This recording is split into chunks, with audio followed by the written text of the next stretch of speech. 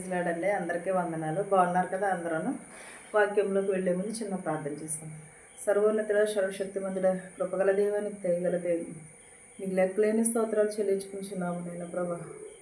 వాక్యము వినిచుండగా ప్రభా, మా హృదయములు మార్చమని అడుగుతున్నాం ప్రభా, మా మనసులు మార్చమని అడుగుతున్నాం ప్రభా.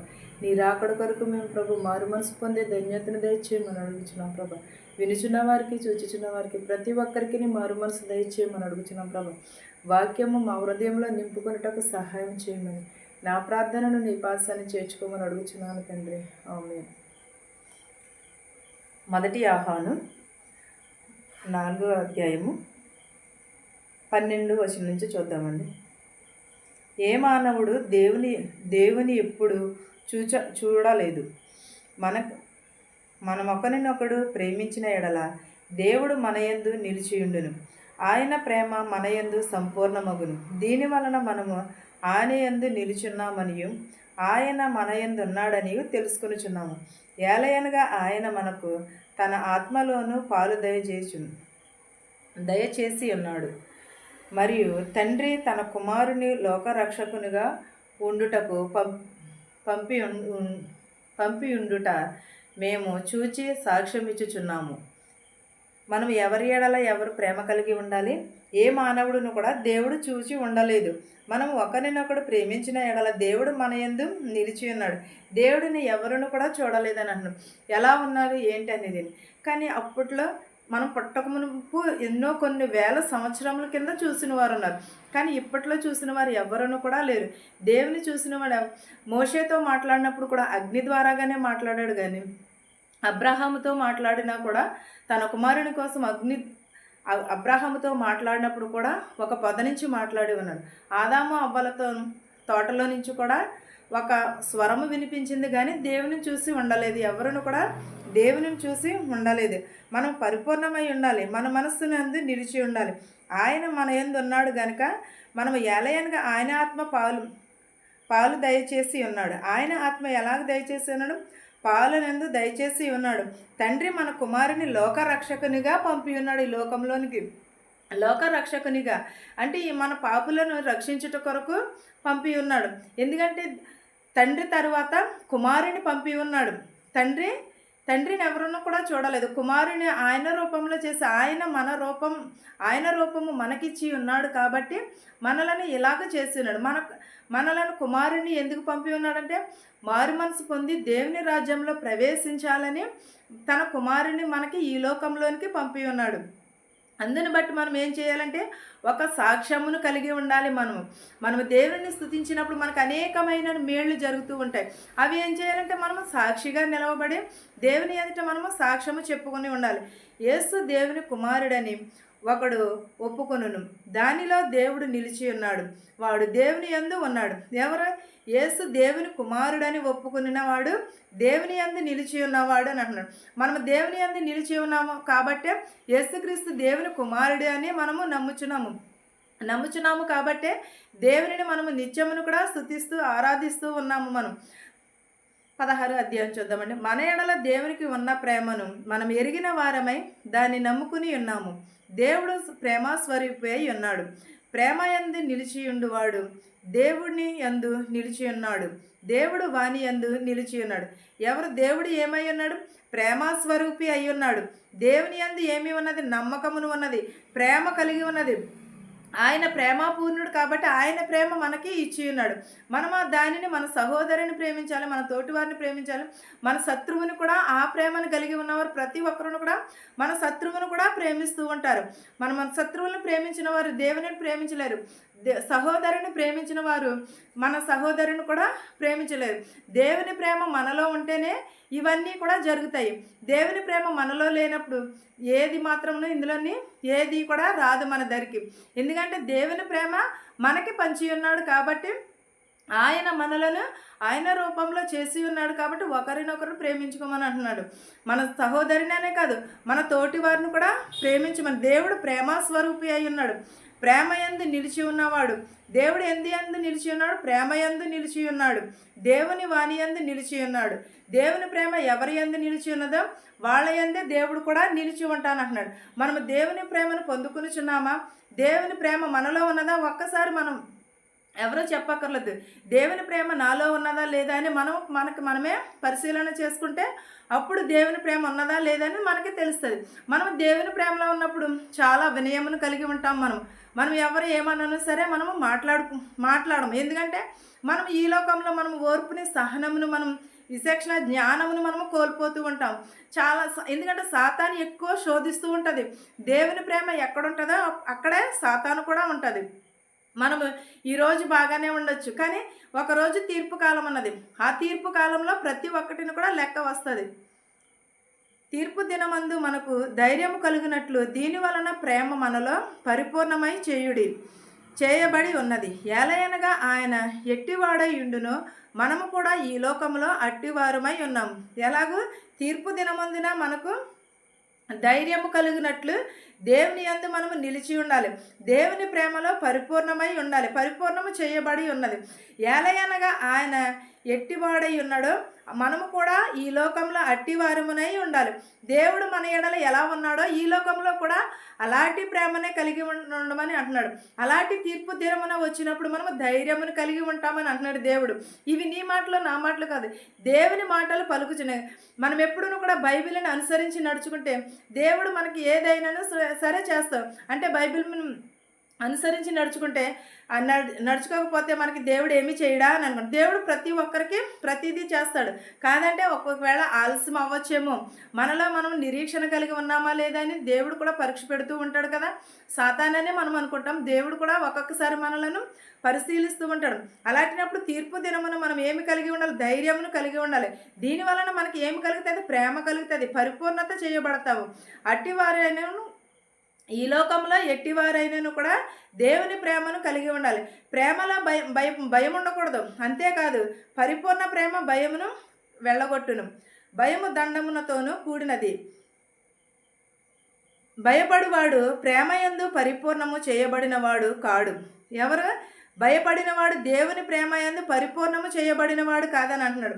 మనలో భయం ఉండకూడదు. అంతేకాదు పరిపూర్ణ ప్రేమ భయమును వెళ్ళగొట్టును. భయము దండనతోని కూడినది.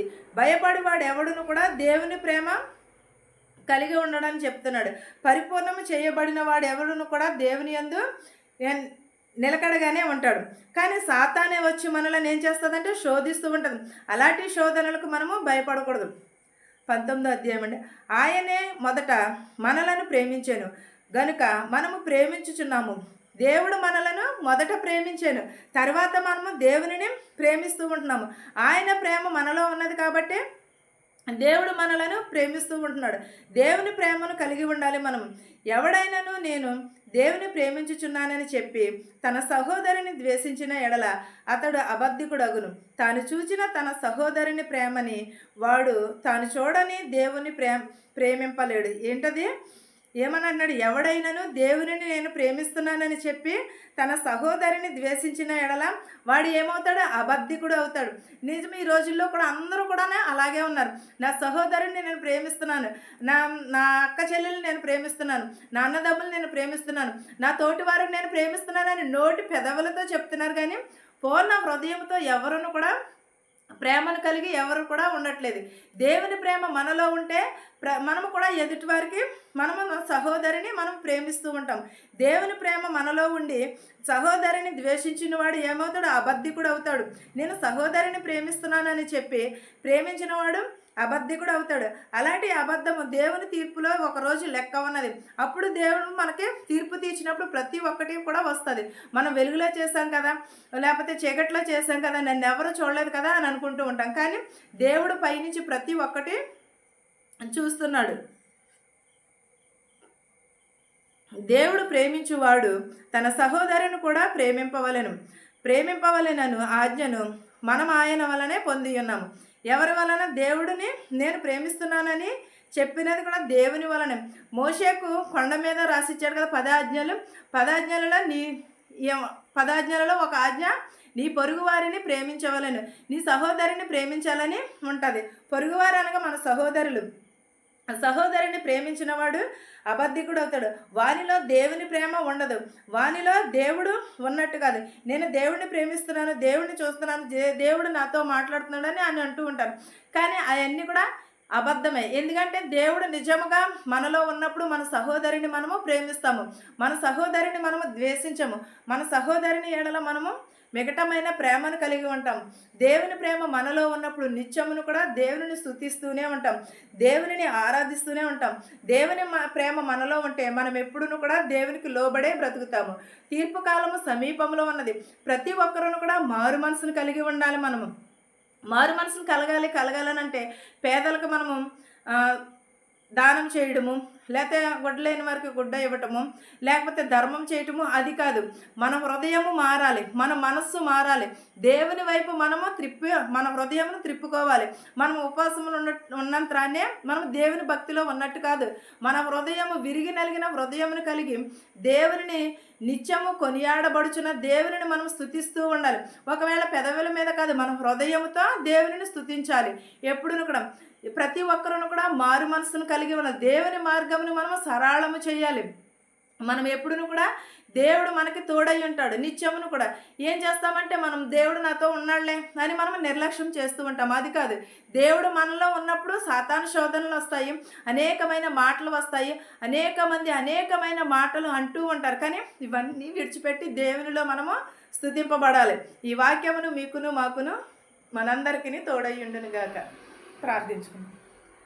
సర్వోన్నతుడా, సర్వశక్తిమంతుడా, నీకు వందనాలు, నీకు స్తోత్రాలు నాయన ప్రభా. ప్రతి ఒక్కరి కుటుంబంలో ప్రభా మనశ్శాంతిని దయచేయమని అడుగుచున్నాం ప్రభా. విరిగి నలిగిన హృదయంను దయచేయమని అడుగుచున్నాం ప్రభా. మా శత్రువుల్ని మిత్రువుల్ని దీవించమని అడుగుచున్నాం ప్రభా. ధనుకులనేమి భేదాలనేమి దీవించమని అడుగుచున్నాం ప్రభా. బస్సులో వెలిచినట్టు, రైల్లో వెలిచినట్టు, హెలికాప్టర్లో, ఆటోల్లో, ట్యాక్సీలో వెలిచిన వారి గృహాలకి సురక్షితంగా చేర్చమని అడుగుచున్నాం ప్రభా. ప్రతి ఒక్కరి కుటుంబంలో మనశ్శాంతిని దయచేయమని అడుగుచున్నాను నాయన ప్రభా. ఎవరెవరైతే ఏ చేతి పనులైతే చేస్తున్నారో వారి చేతి పనులను దీవించి ఆశీర్వదించమని అడుగుచున్నాం ప్రభా. ఉద్యోగం లేని వారికి ఉద్యోగంలో దయచేయమని అడుగుచున్నాను నాయన ప్రభా. పిల్లలు లేని వారికి పిల్లలు దయచేయమని అడుగుచున్నాం ప్రభా. సొంత ఇల్లుల కోసం ఎదురు చూస్తున్న వారికి సరైన సహాయం చేయమని అడుగుచున్నాను నాయన ప్రభా. ప్రతి ఒక్కరి కుటుంబంలో ప్రభా నీ దయను, నీ కనికరమును దయచేయమని అడుగుచున్నాను నాయన ప్రభా. ప్రతి ఒక్కరికి మనశ్శాంతిని దయచేయమని అడుగుచున్నాం ప్రభా. ఇతర దేశంలో పని చేసుకుంటుండగా ప్రభా శక్తిని, బలమును దయచేయమని అడుగుచున్నాను నాయన ప్రభా. పని లేక చాలామంది బాధపడుచున్నారు ప్రభా.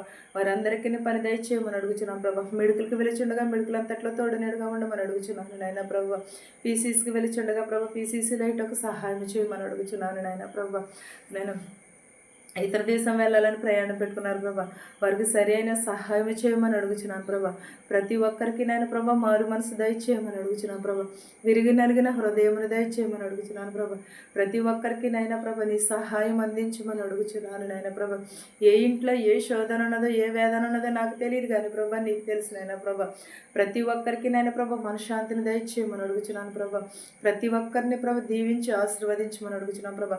జ్వరములతో ప్రభా బాధపడుచున్నారు ప్రభా. ఆపరేషన్ చేయించుకున్నారు ప్రభా, స్వస్థపరచమని అడుగుచున్నాను నాయన ప్రభా. అనేకమైన వ్యాధులతో, రోగములతో బాధపడుచున్నారు ప్రభా. వారి రోగములను, వ్యాధులను తీసివేయమని అడుగుచున్నాను నాయన ప్రభా. ప్రతి ఒక్కరికి ప్రభా మనశ్శాంతిని దయచేయమని అడుగుచున్నాను ప్రభా. మా దేశాలని, మా సంఘాలని దీవించమని అడుగుచున్నాను ప్రభా. శుభకార్యాలు చేసుకుంటున్న వారిని కూడా ప్రభా దీవించమని అడుగుచున్నాను ప్రభా. యవనస్తులను త్రొట్టిల్లిపోకుండా నీ పాదాల చెంత చేర్చుకోమని అడుగుతున్నాం ప్రభా.